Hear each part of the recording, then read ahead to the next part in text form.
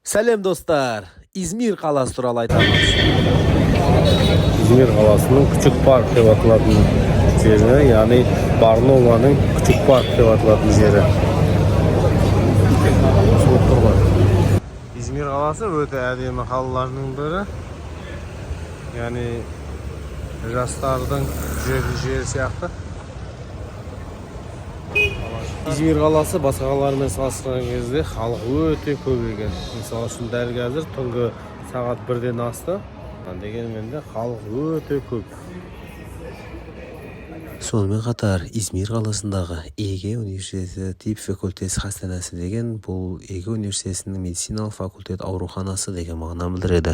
İzmir Стамбулдан кейінгі екінші үлкен порт. İzmir'дің таң атысы, яғни теңізге жақын болуына байланысты ма? Шамалы бұл жақта жел бар екен. Басқа қалалардан өзгешелігі, бірақ 24 сағат адам өте көп. Соған қарағанда үлкен қалалардың бірі болып тұр. Иншалла көреміз. Осындай İzmir'де метроға түстік. Қазір Қазақстан карталары жұмыс жасайды екен. Кіру асансер деген метро. Мына жаққа кіре беріс жері.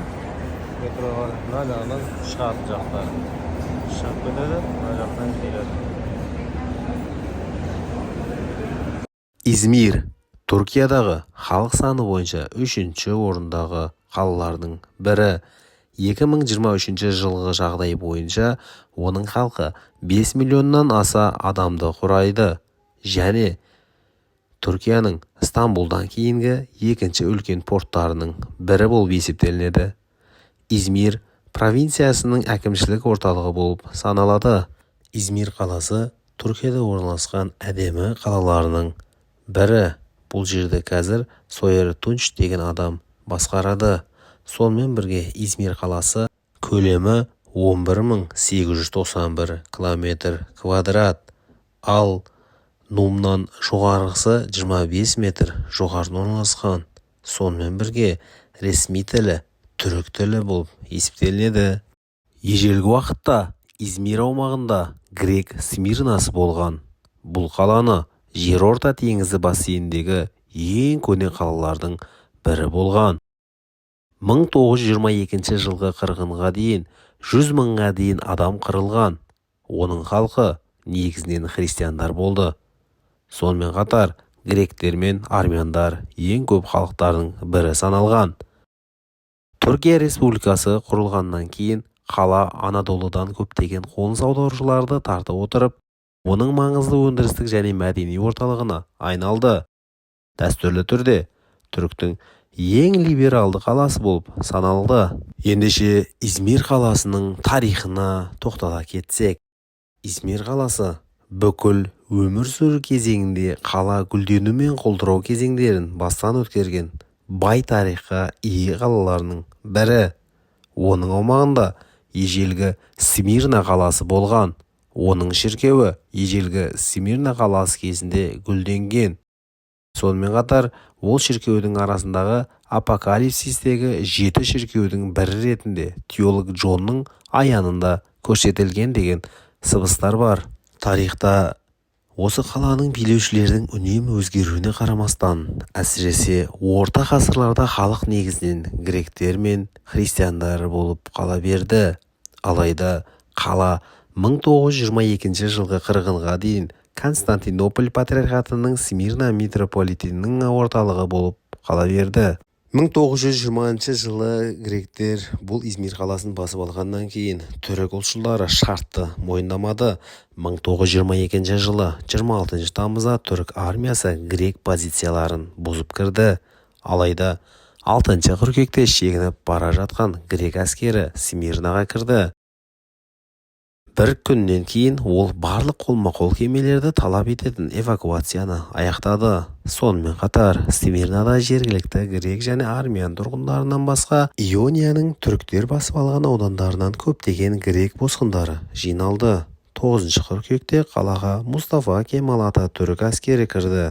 Бірден христиан халқын жаппай қырғын басталды. Оның үстіне қала өртенді. Бұл қалада 1912 жылы қалада гректер өте көп болды. Олардың саны 243.800 Құрметті жақсылар, Измир қаласының өте керемет жерлеріндеміз. Канаткаға шықтық. Канаткаға шығу барысында осындай әдемі жерлерді көрдік. Баршаларыңызға Измир қаласына келу нәсіп еткен болсын. Құдай қаласа, видеода önce жақсы шықпауы мүмкін, алайда өз көзіңізбен көрсеңіз кең керемет. Бір Измирден Түркістан қаласынан келесіздер, Түркістан университеті. Есімдеріңіз кім болады? Тарихи көп. Асылзат деген қарындасымыз. Сіздікі? Түркістан. Шымкенттен. Мен де Шымкент. Шымкенттің қай жерінен? Нұргүлден. Сіздің есіміңіз кім? Аяулым болады есімім. Шымкентте Самолшықтың жерінемін.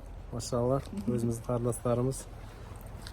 Измирдің сұлулығын жаяу жүріп видеоға түсіріп көрсету мүмкін емес. Дегенмен де таудың басына шығып канаткадан сіздерге Измирдің жаппай сұлулығын видеоға түсіріп сіздерге тамашалауға ұсынуды жөн санадық. 1923 жылғы қырғын мен грек-түрік халық алмасуы Измирдің діни және этникалық құрамының күрт өзгеруіне әкелді. Қала толығымен 100% дерлік мұсылман және түріктер болды. Измир қаласына барсаңыз, ол қаладан басқа қалаға кеткіңіз келмейтіні орынды, өйткені ол қаласы да, халқы да өте ғажайып. Измирдің Конак деп аталатын жерінде теңіз жағалауына келдік. Өте керемет жерлер. Измирдің ауасының тазалығы кереметте, ауасы да барлығы керемет. Байқап отырсаңыздар, таза келіп көретін жерлердің бірі. Машалла, екі қаста құлақта, жүрек жалғыз бірақта деп жүректен шыққан сөз жүрекке жеткізе алмай жатырмыз. Теңіздің жағалауында. Құрметті көрермендер, сіздер үшін Измирдің жағалауындағы сондай керемет теңіз, Эгей теңізі туралы мәлімет беруді жөн санадым.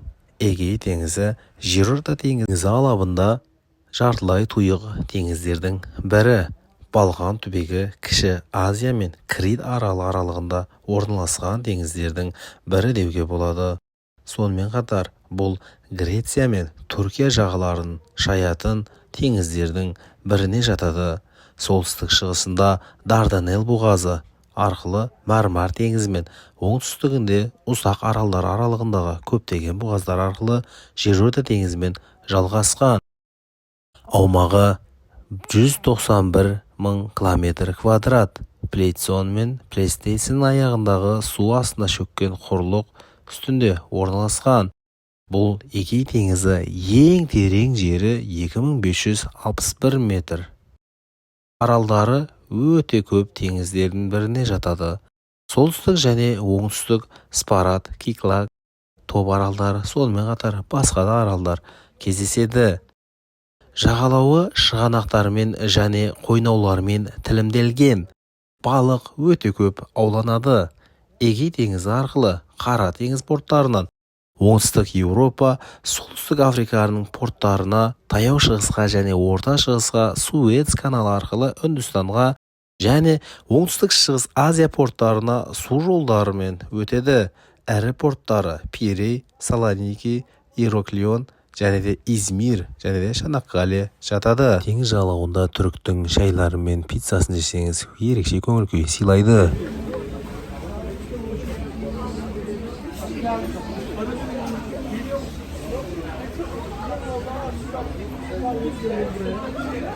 Теңіз жағасында.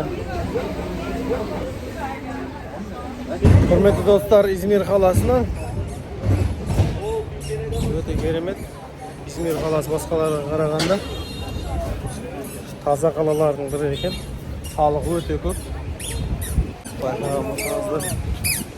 Достар, сонымен қатар Измир туралы қызықты мәліметтерге тоқтала кетсек, Измирдегі ең негізгі ғимарат бұл Конак алаңындағы сағат қамал болып есептеледі.